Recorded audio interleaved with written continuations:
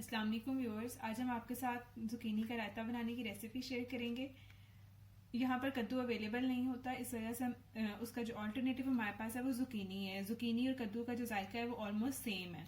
तो इसके लिए जो हमें चीज़ें चाहिए बनाने के लिए, उसमें हमारे पास दही है 2 बड़े कप, 5 सब्ज मिर्चें हैं, हाफ टी स्पून नमक, 1 टीस्पून जीरा पाउडर, हाफ टी स्पून हमारे पास काली मिर्च है, इसका हम पाउडर बना के इसमें डालेंगे। सब्ज धनिया है, थोड़ा सा पुदीना है, इन दोनों को हम काट कर डालेंगे। एक मीडियम साइज का हमारे पास प्याज है, 2 टमाटर और 2 मीडियम साइज की जुकीनी है। दही जो है वो हम अपने घर का बना हुआ यूज कर रहे हैं, तो इसका लिंक हम डिस्क्रिप्शन बॉक्स में दे देंगे। इसकी रेसिपी हम आपके साथ पहले ही शेयर कर चुके हैं। सबसे पहले हम जुकीनी को छील लेंगे, उसके बाद कद्दूकश करेंगे और बॉईल करेंगे।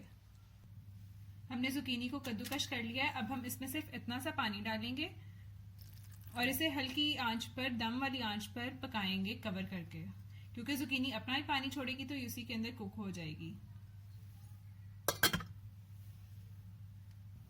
जुकीनी को पकते हुए तकरीबन 7 से 8 मिनट हो चुके हैं। अब हम इसे चेक करेंगे।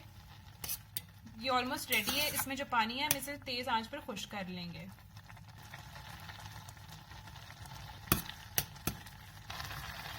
अब हम इसका चूल्हा बंद कर देंगे और इसे फ्रिज में रखकर ठंडा कर लेंगे। पहले हम दही को अच्छे से फेंट लेंगे। दही हमने अच्छे से फेंट लिया। अब हम इसमें बाकी की चीजें शामिल करेंगे।